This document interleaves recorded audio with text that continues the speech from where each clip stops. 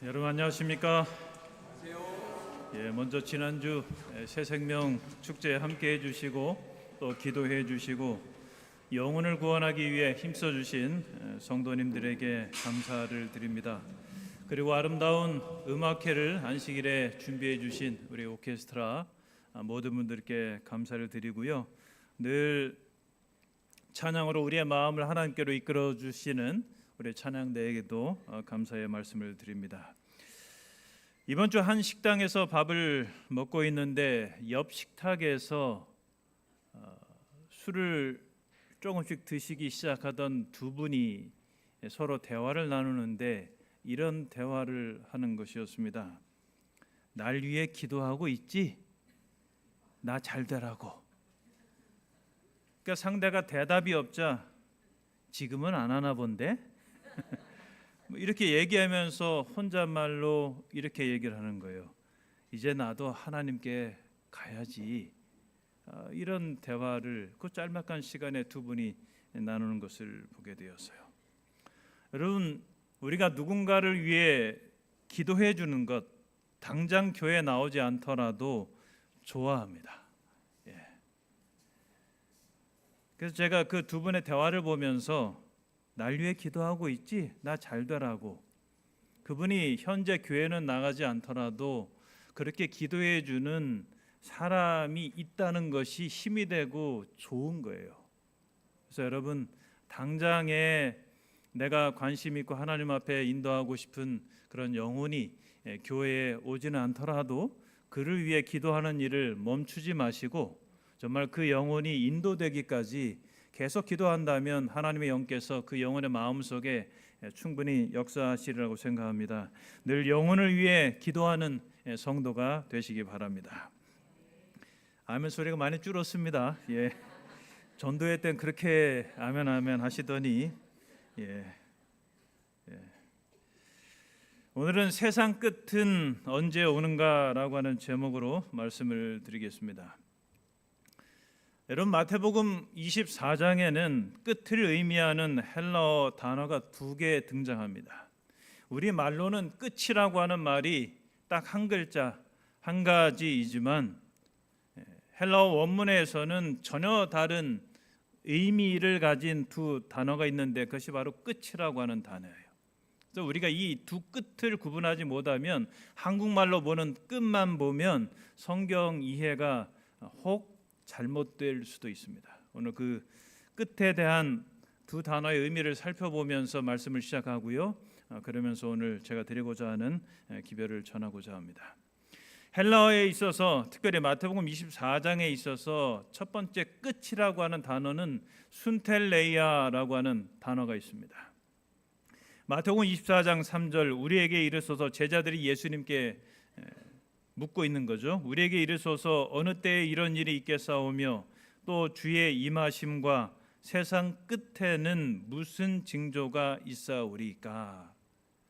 여기 제자들이 예루살렘 성이 멸망하고 그런 것에 대한 예수님이 말씀하시니까 어느 때에 이런 일이 있겠고 또 주의 임하심 세상 끝 재림하실 때 그때는 무슨 징조가 있겠습니까? 라고 묻는 거예요.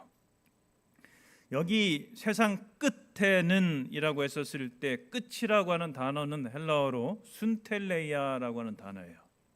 긴 기간으로서의 끝이에요. 선적인 끝이에요. 우리말로 좀 더 정확하게 말해본다면 끝 부분이에요. 딱 끝점이 아니고 끝 부분이에요. 일정 기간. 이것을 가리키는 것이 순텔레이아예요. 완전히 끝나지 않은 거예요. 근데 끝부분이에요. 그것이 바로 순텔레이아예요. 여러분, 이어지는 말씀 보면 예수께서 대답하여 이르시되 너희가 사람의 미혹을 받지 않도록 주의하라. 많은 사람이 내 이름으로 와서 이르되 나는 그리스도라 하여 많은 사람을 미혹하리라. 난리와 난리 소문을 듣겠으나 너희는 삼가 두려워하지 말라. 이런 일이 있어야 하되 아직 끝은 아니니라. 여기에 끝은 순텔레이아가 아니고 텔로스라고 하는 단어예요. 이 텔로스라는 단어는 정확히 끝나는 점적인 끝 지점인 거예요. 달리기로 말하면 끝 지점. 그 테이프를 딱 끊는 그 지점을 가리키는 거예요. 그러니까 여기 예수님께서 말씀하신 사람의 미혹을 받지 않도록 주의하라, 많은 사람이 나는 그리스도라 나와서 사람들을 미혹하고 이런 일들, 이 재림의 징조로 알고 있는 이 부분의 끝은 순텔레야의 끝이에요. 텔로스의 끝 지점이 아니에요. 마지막 부분의 끝인 거예요. 요즘도 제게 편지를 보내는 사람이 있습니다. 심계숙이라고 하는 분이 각지대 대쟁투도 인용하면서 편지를 보내고 트럼프에게도 보냈다라고 해가지고 국제 우편 보낸 거 보내고 재림 예수 심계숙 이래가지고 보내요. 여성분이에요. 그것만으로도 가짜죠, 그죠? 자신을 재림 예수라고 하고 하나님이 재림 예수인 자기를 통해서 메시지를 보내고 있다. 이렇게 이런 사람들이 참 지금도 곳곳에 등장하고 폄하한 그런 세상입니다. 그런데 그런 일들이 있을 것이지만 그것은 순텔레야의 끝이에요. 마지막 부분에 더 많이 또 강하게 일어날 것이라고 하는 거죠. 이어지는 말씀입니다. 민족이 민족을 나라가 나라를 대적하여 일어나겠고 곳곳에 기근과 지진이 있으리니 이 모든 것은 재난의 시작이니라. 그때 사람들이 너희를 환난에 넘겨주겠으며 너희를 죽이리니 너희가 내 이름 때문에 모든 민족에게 미움을 받으리라. 그때 많은 사람이 실족하게 되어 서로 잡아주고 서로 미워하겠으며 거짓 선지자가 많이 일어나 많은 사람을 미혹하겠으며 불법이 성함으로 많은 사람의 사랑이 식어지리라. 이 징조 역시 순텔레이아의 징조예요. 마지막 부분에 일어나게 될 사건들이라는 거죠. 예수님께서 재림하실 때 그 재림에 앞서서 일어나게 될 일련의 선적인 시간의 부분에 일어나게 될 끝부분에 일어나게 될 징조라고 하는 것이죠. 13절 그러나 끝까지 견디는 자는 구원을 얻으리라. 여기에 끝은 순텔레야가 아니에요. 텔로스예요. 그야말로 끝나는 끝지점이에요. 그러니까 주의 임하심과 세상 끝에는 어떤 징조가 있겠습니까? 라고 예수님의 제자들이 예수님께 물었을 때 예수님이 말씀하신 우리가 알고 눈여겨보고 이 시대의 흐름을 간파하는 여러 기근이나 지진이나 또 민족 간의 분쟁이라든지 나라 간의 전쟁이라든지 이런 징조들은 마지막 때의 부분이지 그것이 끝지점은 아니라고 하는 거예요. 그런데 그 끝지점까지 견디는 자는 구원을 얻으리라라고 말씀하고 있어요. 자, 그러면 두 번째 끝에 대해서 마태복음 24장 어떻게 언급하고 있는지 14절 말씀. 이 천국 복음이 모든 민족에게 증거되기 위하여 온 세상에 전파되리니 그제야 끝이 오리라. 이 끝이 텔로스예요. 점적인 끝이에요. 달리기로 말하면 테이프를 끊는 그 지점이에요. 그러니까 여러분 오늘 우리가 이 시대를 살아가면서 예수님의 재림을 기다린다라고 하면서도 순텔레야의 마지막 부분의 징조에는 관심이 있고 이 세상의 끝 지점을 가리키는 텔로스에는 관심이 없다면 여러분 우리가 진정한 재림 신앙을 하고 있다고 말할 수는 없겠죠. 여러분 다시 비교해 보면 자그마한 것이 기억나지 않으셔도 좋아요. 다시 설명드리면 이 순텔레이아라고 하는 것은 긴 기간을 가리켜요. 마지막 때. 근데 시대에 있어서 마지막 부분 이것을 순텔레이아예요. 근데 이 마지막 부분이 있고 그 마지막 부분의 끝지점 그것이 바로 텔로스라고 하는 거예요. 정확한 종점이에요. 결승선이에요. 그래서 우리가 이 마태복음 24장에서 두 가지를 구분해서 이해할 필요가 있습니다. 그렇다면 진정한 세상의 끝은 언제 오는가? 이 끝 텔로스는 언제 오는가? 자연계의 기상이변과 재난이 일어날 때가 아니에요. 물론 자연계의 기상이변과 각종 재난들, 홍수, 전쟁 이런 것들은 순텔레의 징조, 마지막 때의 부분에 대한 징조이지 그것으로 끝나지 않아요. 그런 이 마지막 부분이 있은 다음에 정말 끝 지점이 이르는데 그 끝 지점이 이르는 징조는 복음이 세상에 다 전파되는 그때예요. 그러니까 아무리 이 땅에 지진과 홍수가 자연 재난이 우리 주변에서 급속도로 강하게 일어난다 해도 세상의 끝은 안 온다는 거죠. 하나님이 생각하시는 복음이 온 세상에 전파되는 그러한 때 끝이 온다는 거죠. 여러분, 그 끝이 정말 개인에게 말씀이 전해져서 그가 믿든지 안 믿든지를 결정하는 그러한 때를 가리키느냐, 아니면 민족 단위를 가리키느냐, 나라 단위를 가리키느냐, 이건 하나님께 속한 부분이에요. 그러나 어쨌든 성경은 모든 사람에게 내가 예수를 믿든지 안 믿든지 결정할 그런 기회가 주어지고 그러한 때에 세상이 끝나게 될 것이다 라고 말씀하고 있습니다. 여러분, 제가 중학교 고등학교 그 시절에 교회 형님들이 그런 얘기를 해요. 그때만 해도 위성이라는 거 별로 발달되지 않았을 때죠. 제가 그러는 거예요. 금방이라도 예수님 재림이 올 수 있다. 위성을 통해서 동시다발적으로 곳곳에서 메시지를 전하면 금방 복음 사업 마친다. 이러면서 예수님의 재림의 그 징조와 더불어 재림의 때가 가까웠음을 얘기했던 기억이 나요. 여러분, 세상의 끝은 복음이 온 세상에 전파될 때 오는 거죠. 그래서 온 세상이 하나님 아는 지식으로 충만해지는 세상, 그런 세상이 올 때 이 세상이 끝난다라고 하는 거죠. 근데 여러분, 우리의 관심은 어디 있냐면 복음을 전파하는 것보다는 진정한 빨리 예수님 맞이했으면 좋겠다라고 하는 마음은 가지고 있어도 복음을 전파하는 진정한 끝을 가져오는 그것에는 관심이 없고 자연계 재난과 징조에는 엄청나게 우리의 관심이 쏠려 있어요. 예수님 재림하실 때가 가까웠다고. 아니에요. 반은 맞고 반은 틀려요. 가까웠긴 했어요. 마지막 부분 때의 징조니까. 근데 진정한 끝 지점은 아니라는 거죠. 진정한 끝 지점은 복음이 온 세상에 전파될 때 이르러 온다라고 하는 거죠. 그러니까 여러분, 우리가 재림 신앙을 이야기하고 재림 성도들이라고 말하는데 우리의 관심이 복음 전파보다는 자연계에 나타난 기상 이변들이나 재난들에 더 쏠리고 있다면 우리의 관심의 대상이 바뀌어야 돼요. 그렇지 않으면 나태하고 안일한 신앙에 머무를 수밖에 없습니다. 복음 전파에는 별 관심도 없이 평안하게 살다가 자연계 이따금씩 재림의 징조가 일어나면 뜨끔뜨끔하고 이제 예수님 재림하실 때 가까웠어, 그렇게 얘기하고 또 무덤덤해지고 그거 반복하고 있는 게 요즘의 우리의 신앙의 모습이 아닌가 싶어요. 여러분, 뜨끔 신앙은 재림 신앙이 아니에요. 이런 수준의 신앙을 가지고 우리가 예수님의 재림을 맞이할 수 없습니다. 예수님이 언제 오셔도 그분을 기쁨으로 맞이할 수 있는 신앙이 재림 신앙이고, 기복이 없이 변치 않는 마음으로 예수님의 재림을 사모하고 또 기다리고 또 복음을 전파하는 그런 신앙, 이것이 바로 재림 신앙인 거죠. 여러분, 오늘 우리 모두에게 이런 재림 신앙이 있게 되기를 바랍니다. 이런 재림 신앙을 회복하시기 바랍니다.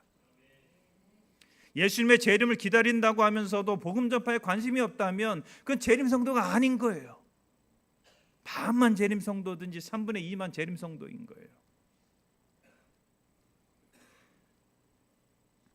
여러분, 진정한 재림 신앙의 핵심은 주님의 재림을 너무나도 고대하기에 진정한 끝인 텔로스가 이 땅에 속히 이르도록 땅끝까지 복음을 전하는 일에 전심전력하는 것, 이것이 바로 진정한 재림 신앙이에요. 왜냐하면 복음이 온 세상에 전파되지 않으면 세상의 끝은 오지 않을 것이기 때문에 그래요. 여러분, 마태복음 24장에 앞서도 말씀드렸던 여러 재림의 징조들이 나오죠. 예수님께서 말씀하신 거짓 그리스도가 출현하고요, 많은 사람들이 자신을 예수라고 주장하고 또 민족과 나라가 서로 대적하는 일들이 일어나고요, 또 처처의 자연재해, 기근과 지진들이 빈번하게 또 강도 높게 일어나는 것, 또 믿는 자들을 환난에 넘겨주고 불법이 성하고 사랑이 식어지는 이런 때가 이르러 올 것이지만 그런 것은 순텔레이아의 징조이고 마지막 부분의 징조이고 진정한 끝은 아니라고 말씀을 드렸죠. 여러분, 엘렌 화이트 시대 소망 가운데 이렇게 언급을 합니다. 세상의 모든 것들이 흥분 상태에 있다. 때의 징조는 불길하다. 다가오는 사건들은 그 앞에 그늘을 들이운다. 하나님의 성령은 세상에서 떠나고 있으며 바다와 육지에서 재난이 꼬리를 물고 일어난다. 태풍, 지진, 화재, 홍수 그리고 온갖 부류의 살인 사건이 일어난다. 누가 미래를 알 수 있는가? 어느 곳에 안전이 있는가? 인생에게나 이 세상에 있어서 아무 곳에도 안전의 보증은 없다. 사람들은 그들이 선택한 깃발 아래로 신속하게 정렬하고 있다. 그들은 들뜬 기분으로 그 지도자들의 움직임을 기다리며 바라보고 있다. 거기에 우리 주님의 나타나심을 기다리며 바라보고 일하고 있는 자들이 있다. 앞으로 어떻게 펼쳐질지 알 수 없을 정도로 여러 재난들이 우리 주변에서 일어나고 있는데 그 가운데서도 예수님의 나타나심을 기다리며 바라보고 복음을 전하며 일하는 사람들이 있다라고 언급을 해요. 이 사람들이 재림 신도들인 거죠. 여러분, 진정한 재림 성도는 땅끝까지 복음을 전하는 일에 어떤 형태로든 동참해요. 그것이 직접적이든 간접적이든 또 내가 하든 남이 하는 일을 후원하든 집집을 방문하는 봉사를 하든 전도지 한 장이라도 돌리든 예수님의 사랑으로 가난하고 힘든 사람들에게 나의 재물이라든지 먹을 것을 나눠주는 것이든 어떤 형태로든 재림 성도는 땅끝까지 복음을 전하는 일에 기여하고 헌신하고 동참하는 사람들이죠. 여러분, 지금은 은퇴하셨지만 우리 전 삼육대학교 총장님이자 신학과 교수였던 김상래 목사님이 꽤 오래전에 다른 목사님들과 함께 책을 썼는데 특별한 우리 교회, 여러분 사경의 교재였기 때문에 여러분의 서재에도 아마 있을 수도 있습니다. 이 김상래 목사님이 그 가운데 재림교회와 재림을 고대하는 생활이라는 제목으로 글을 쓰셨는데 이런 내용이 나와요. 전쟁과 지진과 기근은 내가 하늘 갈 날이 가까웠다는 징조가 아니라 어서 속히 복음을 전하여 세상 사람들이 당하는 고통을 끝내고 주님 오시도록 해야 할 책임이 바로 나에게 있음을 알려주는 징조이다. 재림의 징조에 대해서 이렇게 받아들여야 한다는 거예요. 이제 하늘 갈 날이 가까웠다라고 생각하기보다는 재림의 징조를 보면서 이 세상 사람들이 당하는 이 고통을 빨리 끝내고 주님이 속히 오시도록 복음을 전해야 할 책임이 나에게 있음을 알려주는 징조로 받아들이고 그렇게 복음을 전하는 일에 동참하는 사람, 그 사람이 바로 재림 성도라고 하는 거죠. 그래서 여러분, 재림의 징조를 우리가 식별하고 또 이해하고 또 분석하고 제시하는 것도 중요하지만 그보다 더 중요한 것은 그럴 때일수록 복음을 전파하는 것에 우리가 더 초점을 맞춰야 하는 것이죠.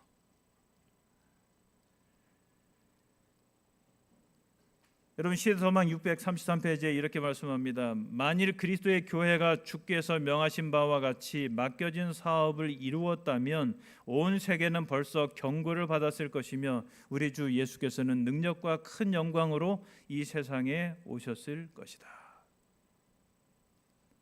우리가 제대로 사명을 감당했다면, 온 세상에 복음이 전파되었다면 예수님 벌써 오셨을 것이라고 하는 거죠. 그러니까 여러분, 예수님을 믿는 신자들이 복음 사업을 소홀히 하고 맡겨진 사명을 다하지 않으니까 예수님의 재림이 늦어지고 있다는 거예요. 복음이 온 세상에 전파되지 않으니까 텔로스, 진정한 점적인 끝이 세상에 오지 않고 있다는 거예요. 예수님의 재림이 임하지 않고 있다고 하는 거예요. 여러분, 예수님의 재림은 우리가 어떻게 할 수 없는 영역에 속해 있어요. 하나님께서 보내시는 징조들이니까요. 그러나 복음을 전하는 것만큼은 나만이 감당할 수 있는 일이에요. 우리만 감당할 수 있는 일이에요. 하나님은 강제적으로 사람을 믿는 사람 안 믿는 사람 선택해가지고 너는 그래 구원 받아, 너는 아니야, 너 그렇게 살아주면 안 돼, 이렇게 강제적으로 하시는 분이 아니에요. 다 누구에게든지 자유의지를 주시고 선택의 기회를 주시는 거죠.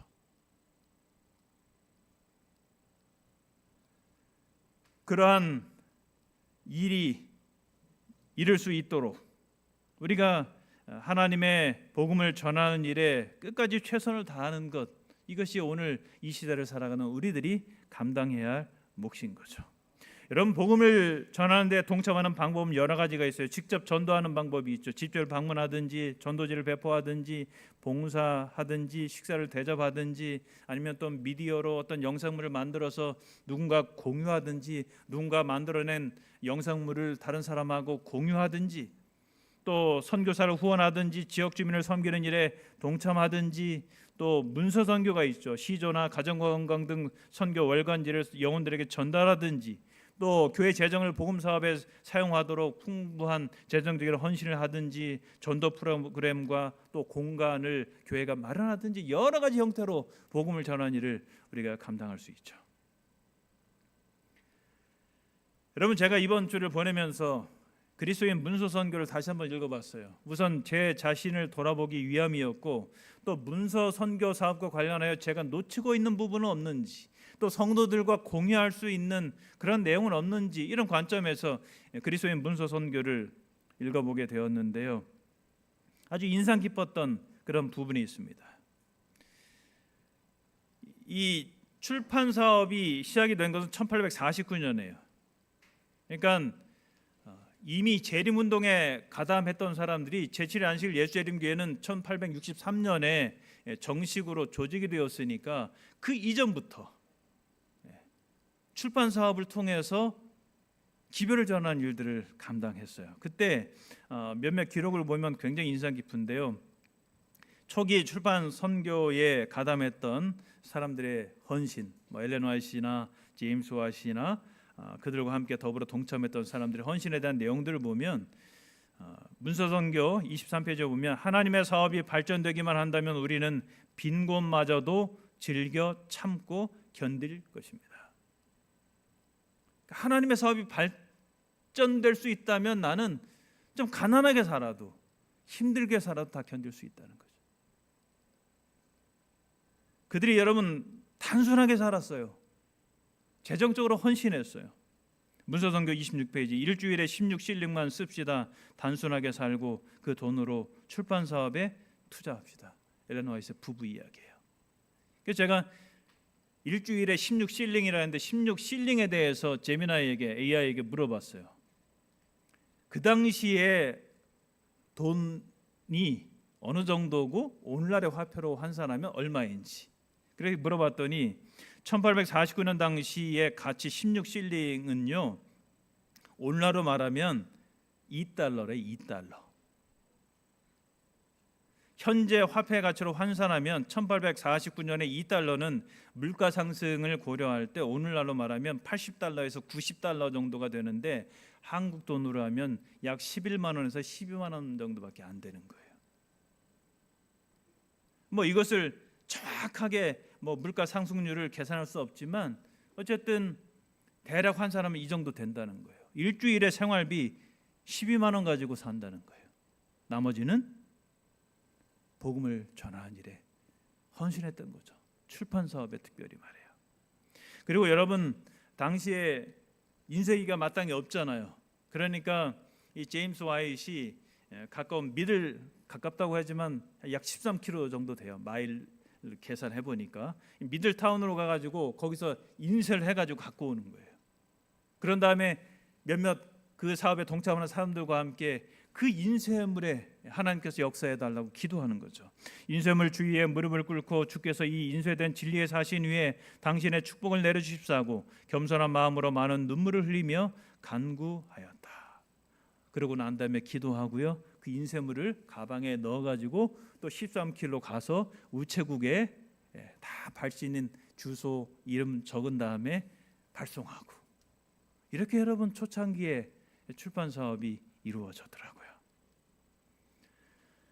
44페이지에 이렇게 언급합니다. 만약 세상과 사단의 정신에 감동된 사람들이 사람을 부패시키는 책과 전단과 간행물들을 유포시키는데 열심을 낸다면 그대는 사람들을 고상하게 하고 구원하는 내용의 인쇄물을 배포하는 일에 더욱 열심을 내야 한다. 문서선교 또 44페이지 필요에 따라 전도지와 간행물과 책을 전국의 모든 도시와 촌락에 분포해야 한다. 이것이 모든 사람이 참가해야 할 선교 사업이다.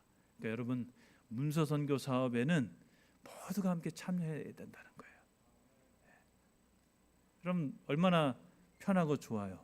내가 다 설명하려고 하면은 힘들고 내가 준비도 안 됐는데 이미 준비된 필자들이 문서에 글을 쓰면 그 글을 보내는 그 일을 하는 것 얼마나 보람된 일인지 올해 시조사에서 제작한 선교 영상을 보시겠습니다.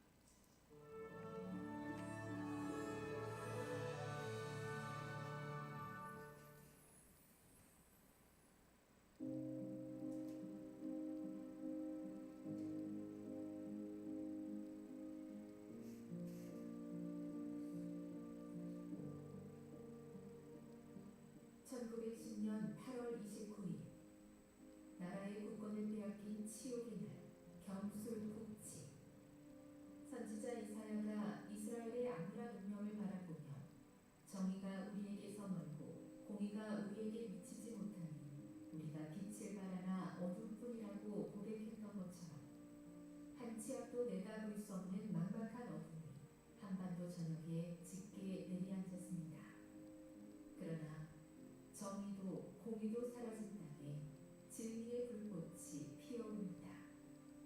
그때가 경술국치해 우리 주권을 빼앗긴 해였는데 우리 교회의 선구자들은 우리 나라를 빼앗겼어도 복음을 전하는 그 일에 게을리하지 않고 새 천사의 구별이라고 하는 선교 잡지를 발행을 합니다. 그리고 놀랍게도 그 창간홍 아니면 그 둘째호 이 정도를 이수산나 씨라는 분이 이 장현 지역에 사는 친척인지 누군지 정확하게 모르겠으나 박지백 씨한테 보냅니다.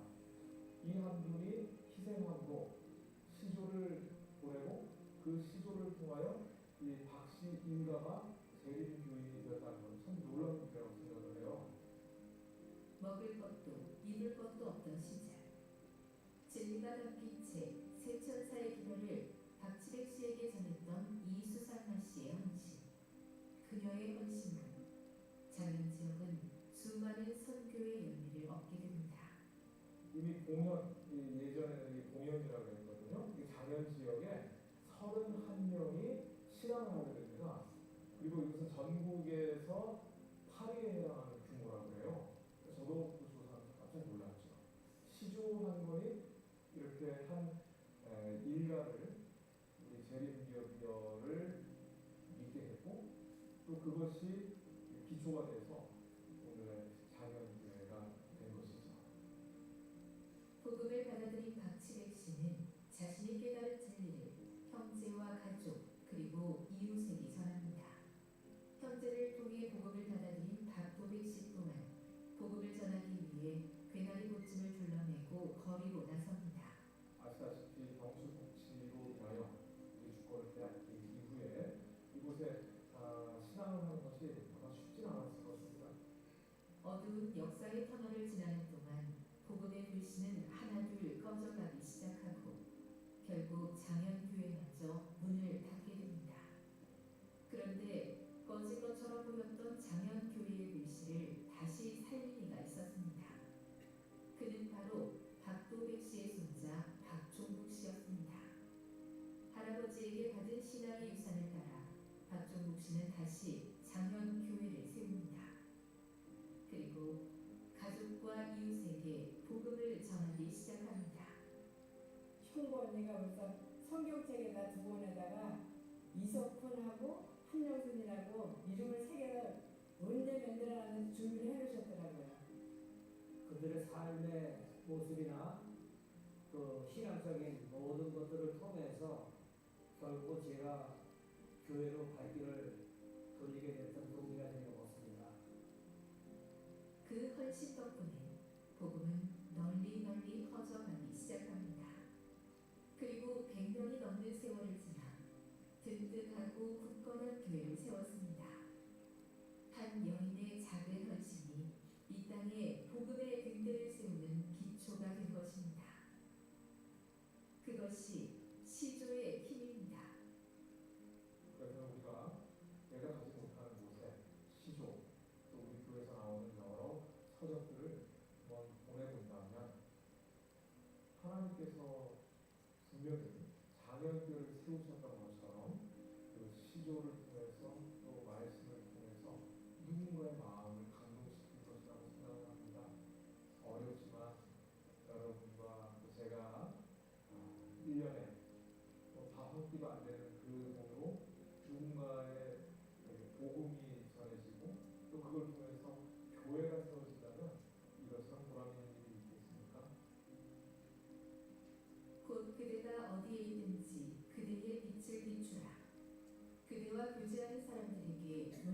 시와 전도지를 전하며 경우에 합당한 말을 하고 성령께서 누군가의 마음에서 시가 바라도록 해주시기를 기도하라.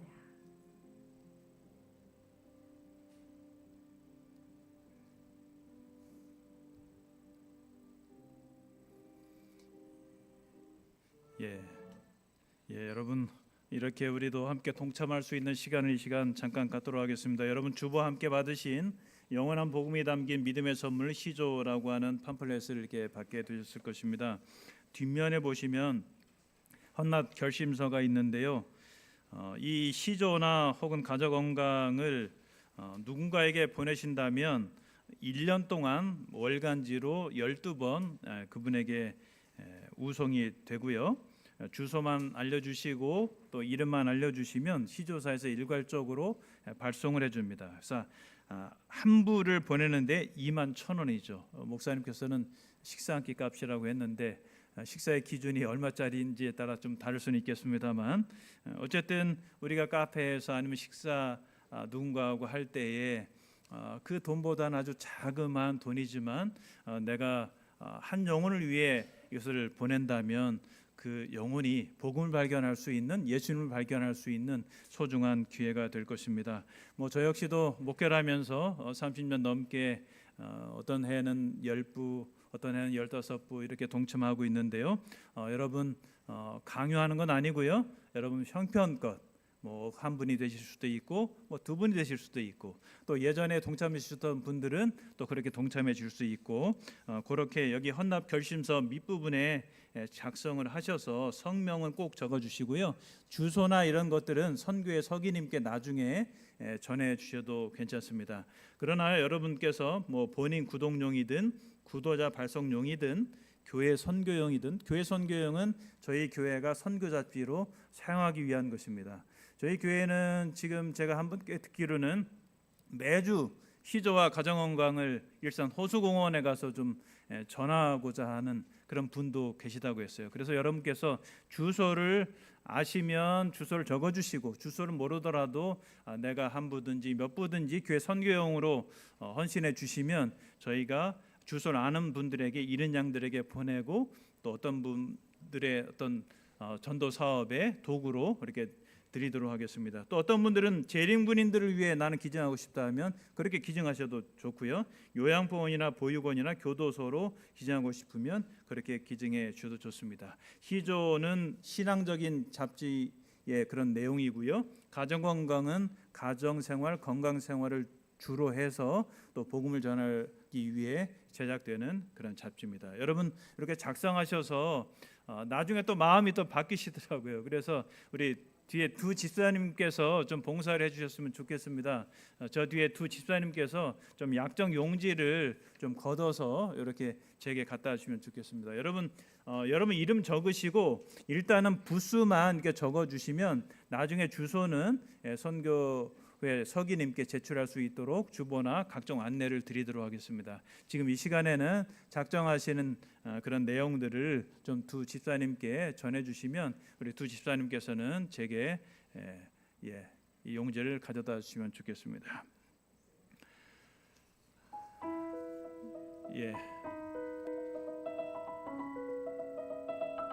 우리가 이 사업을 하는 것은 내가 직접 성경을 들고 집집을 방문하면서 복음을 전하지는 못하잖아요. 그러나 내가 들어갈 수 없는 집을 이 우편이 이 선교 잡지가 들어갈 수 있는 것이죠. 또 내가 대면에서 전하지는 못할지라도 또 먼 곳에 사는 사람까지라도 여러분께서 동참해 주시면 이 선교 잡지가 그 영혼에게 전달되어 복음을 발견할 수 있는 기회가 될 것입니다. 또 재림교인이라면 개인이 한 부 좀 보시고 읽으셨으면 좋겠고요. 재림교회가 추구하고 있는 그런 선교 잡지들을 개인이 읽으셨으면 좋겠고 또 누군가에게 기부해 주시면 그렇게 영혼을 구하는 일에 사용이 될 것입니다. 여러분 틈틈이 작성하셔서 내주시고요. 제가 마무리 좀 말씀을 정리하도록 하겠습니다. 여러분 우리의 신앙이 좀 능동적인 재림 신앙으로 바뀌었으면 좋겠습니다. 재림의 징조, 수동적으로 징조가 일어나면 주님 재림하실 때 가까웠다 이렇게 하시기만 하지 마시고 정말 복음을 전함으로 진정한 끝 텔로스의 시간이 오고 예수님께서 재림하실 수 있도록 재림을 촉진하고 기여하는 그런 신앙이 되었으면 좋겠습니다. 마지막 결론입니다. 첫 번째로 세상 끝은 복음 전파와 함께 옵니다. 아무리 재림의 징조들이 동시다발적으로 일어난다 해도 그것이 끝 지점은 아닙니다. 끝 부분일 뿐입니다. 그래서 복음이 전파되도록 우리가 세상의 끝 지점이 오도록 곧 예수님 맞이하도록 복음을 전하는 일에 동참해 주시기 바랍니다. 두 번째는 어떤 형태로든 우리가 복음 전파에 동참하게 되기를 바랍니다. 우리가 오늘 함께 서약한 것처럼 문서 선교든지 또 직접 전도하는 것이든 후원하는 것이든 어떤 형태로든 복음을 전하는 일에 힘쓰는 것, 그것이 재림신앙의 표현인 것입니다. 마지막 세 번째, 우리의 삶 자체가 예수님을 드러내는 사람으로 살게 되기를 바랍니다. 말만 잘해, 저런 돈만 잘내 이런 사람이 아니라 우리의 삶 자체도 재림신앙을 드러내는 그런 하나님의 사람으로 살게 되기를 간절히 바랍니다.